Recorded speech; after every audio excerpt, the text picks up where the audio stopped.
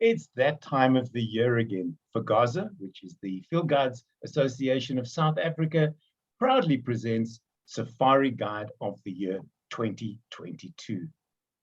My name is David Batsoffen, and together with FGOTY, I'm presenting In Conversation With. And I'm chatting to all of the finalists in this year's event, and I'm very pleased to welcome all the way from Ongava in Namibia, Cameron Pearce. Cameron, good morning to you. Good morning, David. How are you? Very well, thank you. And yourself? Good, thanks. Good to be here with you. Great stuff. There we go. Now I got that right.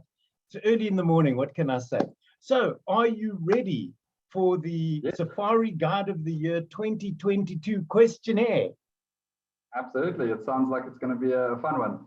I hope so, because, you know, everybody who drives with you, maybe even your colleagues and your peers in the other four finalists know of you, know your capabilities. They've probably checked you out on Facebook. They know your credentials from a guiding perspective. But I want to find out sort of the story behind the song. What makes Cameron Pearce tick?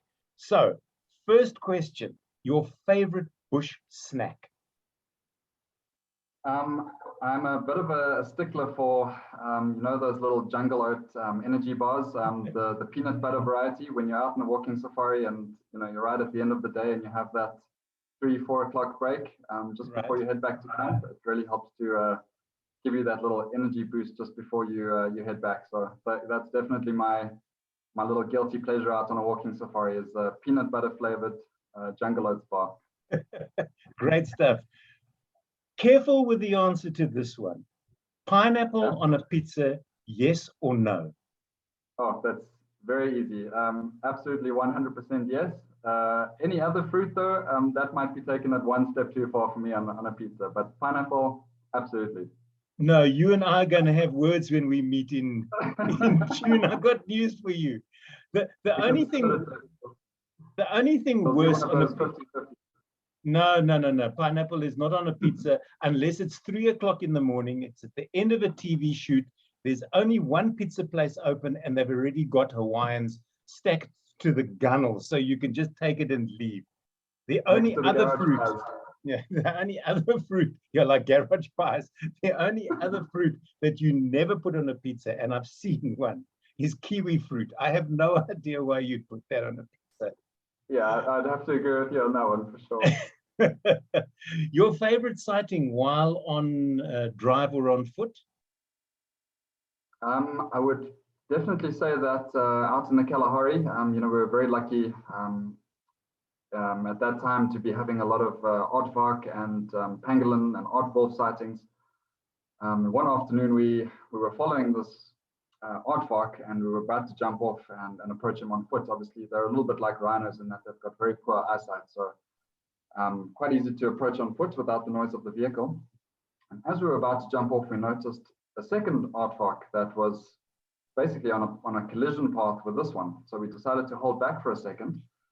And I mean, what unfolded was pretty phenomenal, where the two of them eventually came together and we didn't know what was going to happen. We didn't know if that it was going to be a friendly or an aggressive interaction. And the two of them all of a sudden rose up on their hind legs and they literally started to pat each other with their front legs. And I mean, we got incredible photographs of it, perfect light, you know, 10 minutes before sunset. Wow. And I mean, we were all shaking afterwards. It was literally, we knew that we certainly would never see that again in our lives, and very, very few other people would probably ever get to see that. So that's certainly one of my most special. I didn't see that one coming. I thought you were going to say while you were watching the aardvark, a pangolin and an aardwolf sort of wandered by. But I'll take that one. Wow, that is really, really special. Okay, next question. What color am I thinking of? It's got to be something exciting like an electric pink, I would say, David. No, you're wrong. What animal heads what animal heads up your list of animals that you still have to see?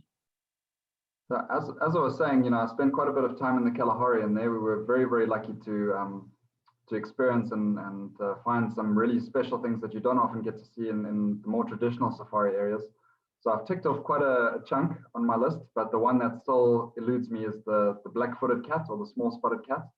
I believe they've got quite a research program going on in Benfontein, close to Kimberley. So that's definitely on the bucket list to go and visit the researchers down there. And I believe that you have a very, very good chance of black-footed cat or a small spotted cat in that area. Wonderful. And then finally, what is the funniest question that you've ever been asked by a guest? Up in the Lowveld, this was also going back many years, maybe 10 or 15 years.